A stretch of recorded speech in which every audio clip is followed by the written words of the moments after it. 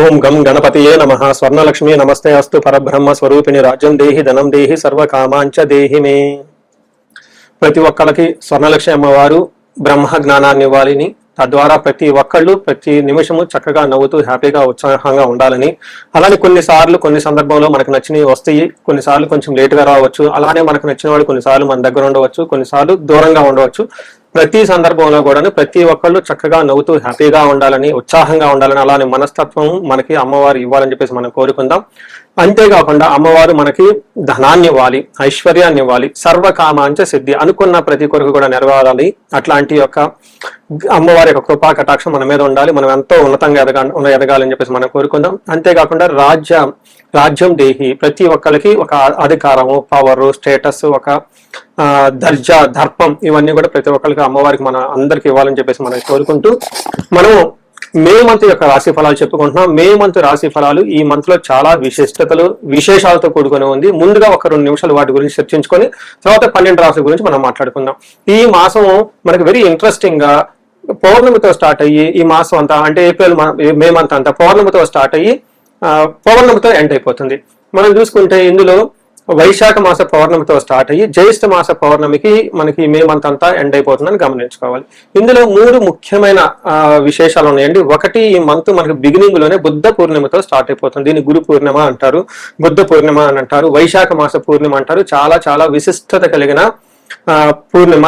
Particular గా గురువుకు సంబంధించి, చంద్రుడికి సంబంధించి ఎవరైనా కనుక దోషాలు ఉంటే ఆ రోజున మెడిటేషన్, ధ్యానం చేస్తే చాలా బాగుంటుంది. కొన్ని వైష్ణవ టెంపుల్లో విష్ణుమూర్తికి కళ్యాణ మహోత్సవం కూడా జరుపుతూ ఉంటారు. చాలా చోట్ల జాతరలన్నీ జరుపుతూ ఉంటారు. ఒక వెరీ ఇంట్రెస్టింగ్, చక్కగా బాగా ఎంజాయ్ చేయవలసిన పౌర్ణమి వైశాఖ మాస పౌర్ణమి. తర్వాత మనకి 12 తారీఖు హనుమత్ జయంతి ఉంది. ఇది చాలా చాలా ముఖ్యం. పర్టికులర్ గా ఏలినాటి శని ఎవరికైతే ఉంటుందో, తర్వాత కుజ దశ, కుజుడు అనుకూలంగా ఎవరికైతే ఉన్నారో వీళ్ళు ఈ హనుమత్ జయంతిని చక్కగా జరుపుకోవాలని నేను కోరుకుంటున్నాను. ఆస్ట్రాలజికల్ గా అంటే జ్యోతిష శాస్త్రం ప్రకారం ఒక ముఖ్యమైన విషయం ఉందని అందరికీ బాగా తెలిసింది. కర్తరి అంటారు. అంటే సూర్యుడు కృతికా నక్షత్రంలో ప్రవేశించిన తర్వాత సూర్యుడి యొక్క తీవ్రత చాలా అధికంగా ఉంటుంది కాబట్టి ఈ 13 రోజులు 15 రోజులు కర్తరి అంటారు. ఈ రోజుల్లో ఎక్కువగా మంచి పనులు చేయకుండా నిషిద్ధం అని చెప్తూ ఉంటారు.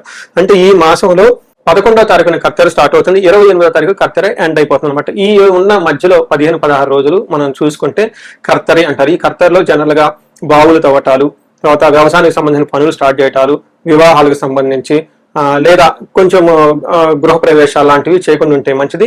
అయితే ఈ కర్తెర ఆధ్యాత్మికానికి సంబంధించిన పనులు చేయడానికి చాలా చాలా యోగ్యతనిస్తూ ఉంటుంది. హోమాలు చేసుకోవచ్చు, విద్యారంభం చేసుకోవచ్చు, చాలా మంచి పనులు ఆధ్యాత్మిక సంబంధించిన ఎలాంటి పనులని చక్కగా చేసుకోవచ్చు. అలానే ఇంటికి సంబంధించిన పనులు, పాత ఇంటికి సంబంధించిన పనులు అవన్నీ చక్కగా చేసుకోవచ్చు. ఆల్రెడీ అంతకుముందు వివాహానికి సంబంధించిన పనులు చేస్తుంటే ఈ టైంలో కూడా కంటిన్యూ చేసుకోవచ్చు. అయితే కొత్తగా మాత్రం కొన్ని విషయాలు మాత్రం చేయకూడదని చెప్తుంటారు. సో ఇందులో ఇంతే కాకుండా జ్యోతిష శాస్త్రం ప్రకారం 4 గ్రహాలు ఈ మాసంలో కూడా మారుతూ ఉన్నాయి. ఇది కూడా ఒక ముఖ్యమైన విషయం. మనం ఇక ముందు వీడియోలో ఈ 4 గ్రహాల యొక్క ఇంపాక్ట్ ప్రతి రాశికి ఎలా ఉందో మనం తెలుసుకుందాం. మనం మీనరాశి గురించి చూస్తే మే మంత్ లో ఎలా ఉంటుందంటే ఒక రకంగా ఒక హ్యాపీ న్యూస్ ఉంది మీనరాశి వాళ్ళకి. లాస్ట్ 2 మంత్స్ ఆల్మోస్ట్ 3 మంత్స్ సరిగా లేదు చెప్పడానికి నాకు కూడా కొంచెం బాధ అనిపించింది. ఎందుకంటే వీళ్ళు ఏలినాటి శనితో ఆల్రెడీ చాలా బాధపడుతూ ఉన్నారు తీవ్రంగా. ఆ బాధలో ఇంకొక బాధలాగా అనిపించింది. కాకపోతే ఈ మే మంత్ లో ఒక సంతోషకరమైన వార్త ఏమిటంటే మీనరాశి వాళ్ళకి చాలా బాగుంటుంది. దానికి ముఖ్యమైన కారణం ఏంటో తెలుసుకునే ముందు ఇందులో ఉన్న నక్షత్రాలు చూస్తే పూర్వభాద్ర 4వ పాదం, ఉత్తరాభాద్ర 1, 2, 3, 4 పాదాలు, రేవతి 1, 2, 3, 4 పాదాలతో ఉంటారు. పేరు బలం చూసుకుంటే ది, దు, శం, జా, దా, దే, దో, చాచి అన్న లెటర్స్ అంతా కూడా మీనరాశిలో ఉంటారని గమనించాలి. మనం ముందుగా చెప్పుకునే విధంగా 4 గ్రహాలు మారటంతో లఘు గోచారము, సూక్ష్మ గోచారం అన్న ఒక కాన్సెప్ట్ తో మహర్షులు ఇచ్చిన దీని ప్రకారం చూస్తే వీళ్ళకి ఫస్ట్ 15 days కొంచెం ధనం విషయంలో ఖర్చు అయిపోతూ ఉంటుంది. కానీ తర్వాత 15th తర్వాత వీళ్ళకి లక్ష్మీ యోగం పడుతుంది. ఎందుకంటే సూర్యుడు 3వ స్థానంలో ఉండటంతో లక్ష్మి, ఐశ్వర్యం వచ్చే అవకాశం ఉంటుంది. ఇప్పటిదాకా ఎవరైతే జాబులు పోయి ఉన్నారో ఆ జాబులు వచ్చే అవకాశం ఎక్కువగా ఉంటుంది. వీళ్ళకి ఏదైనా పని చేస్తే చక్క మంచి రిజల్ట్ వచ్చే అవకాశం ఉంటుంది. ఒక ఫుల్ ఎనర్జీ, జోష్ అయితే ఈ మంత్ లో ఖచ్చితంగా మీకు ఉంటుందని చెప్పుకోవచ్చు. కుజుని వల్ల ధనచ్ఛేదం, కొన్ని విషయాల్లో ధనం కోల్పోయే అవకాశం ఉన్నప్పటికీ కూడాను శుక్రుడు 4వ ఇంట్లో ఉండటంతో సుఖృతాభివృద్ధి అంటారు. అంటే ఫ్రెండ్స్ తోటి చక్కగా ఓవరాల్ గా ఒక ప్రాస్పరిటీ గ్రోత్ అయితే ఉంటుందని తెలుసుకోవచ్చు. శత్రువుల వల్ల కొంచెం ఇబ్బందులు అయితే ఖచ్చితంగా ఉంటాయి. బట్ ఓవరాల్ గా చూసుకుంటే లాస్ట్ 2-3 months తో కంపేర్ చేస్తే చాలా బెస్ట్ మంత్ అని మీరు గమనించుకోవాలి. మీకు 3వ స్థానంలో ఎప్పుడైతే సూర్యుడు ఎంటర్ అవుతూ ఉన్నారో ఆరోగ్యం నిత్య సంతోషం బంధుమిత్ర సమాగమ అర్ధలాభ పుత్ర సౌఖ్యం ఇష్ట సిద్ధి తృతీయగే రవి అని చెప్తారు. అంటే 3వ స్థానంలో రవి ఉంటే ఏమవుతుంది, ఆరోగ్యంగా నిత్య సంతోషంగా బంధుమిత్రులతో కలిసి ఉండటం, అంతేకాకుండా అర్ధలాభం ఫైనాన్షియల్ గా బాగుంటుంది, పుత్ర సౌఖ్యం పుత్రుల నుంచి మంచి చక్కగా సపోర్ట్ అయితే వస్తుందని మీరు తెలుసుకోవాలి. అంతేకాకుండా వీళ్ళకి 2వ స్థానంలో కుజుడు ఉండటం తోటి ఇది వీళ్ళకి కొంచెం ఇబ్బంది పెట్టే పొజిషన్ మీరు గమనించుకోవాలి. ఎలాంటి ఇబ్బంది అంటే సర్వకార్య వినాశం సదా దుర్జన సంపర్క భీతి.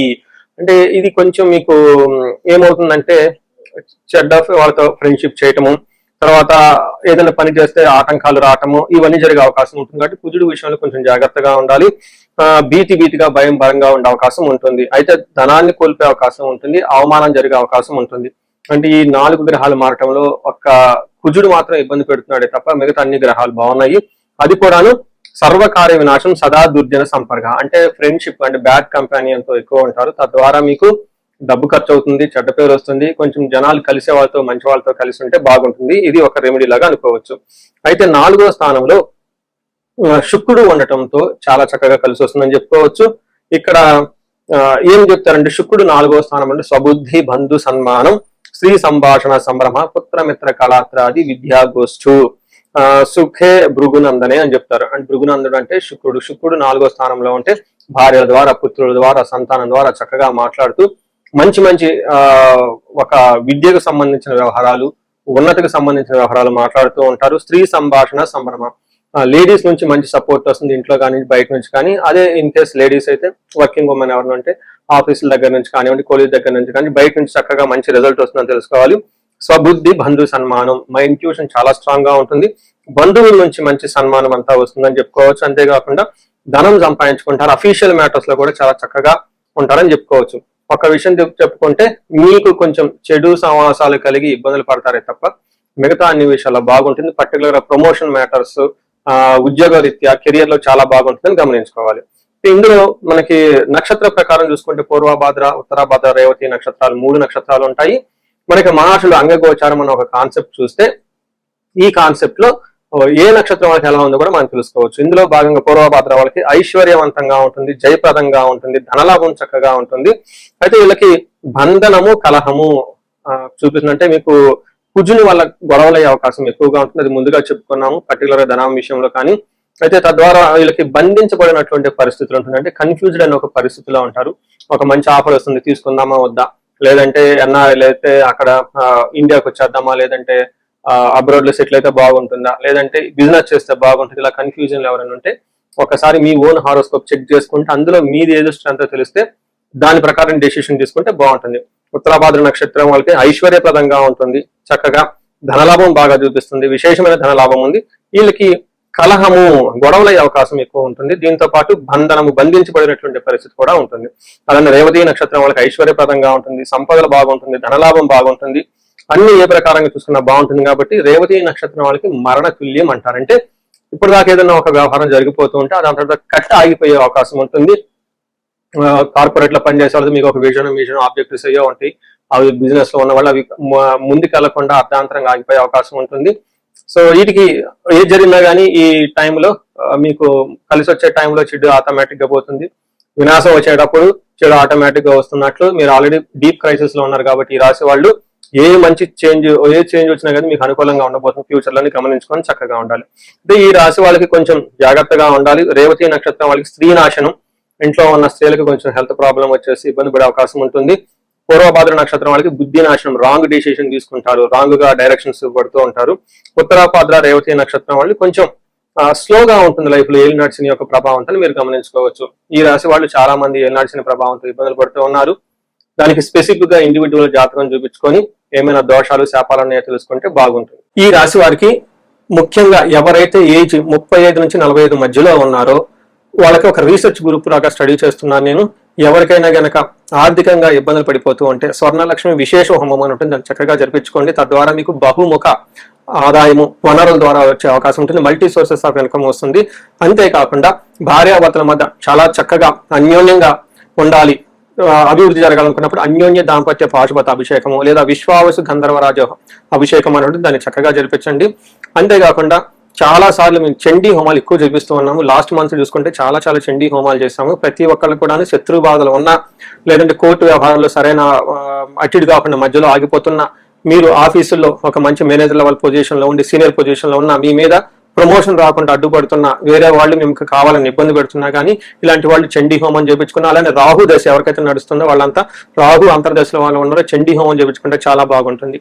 అంతేకాకుండా ఇది పిల్లలకి అకాడమిక్ టైం కాబట్టి మనకి విద్య బాగా రావడానికి మనకి 3 రకాల దేవతలను ఉపాసన చేస్తూ ఉంటారు జనరల్ గా. హయగ్రీవ స్వామి, మేధా దక్షిణామూర్తి, నీలా సరస్వతి. మీ యొక్క ఇండివిజువల్ యొక్క జాతకం చూపించుకొని ఒక్కసారి ఆ యొక్క మీ యొక్క జాతకానికి అనుగుణంగా ఏ దేవతలకు సంబంధించిన ఉపాసన చేస్తే బాగుంటుంది, ఆరాధిస్తే బాగుంటుందో తెలుసుకొని తద్వారా ఆ యొక్క దేవతలకు పర్టికులర్ మేధా దక్షిణామూర్తికి మూలమంత్ర జపము, హోమము, దానాలు ఇవన్నీ చేసుకుంటూ ఉంటే అకాడమిక్స్ లో పెర్ఫార్మెన్స్ వచ్చే అవకాశం ఎక్కువ ఉంటుంది.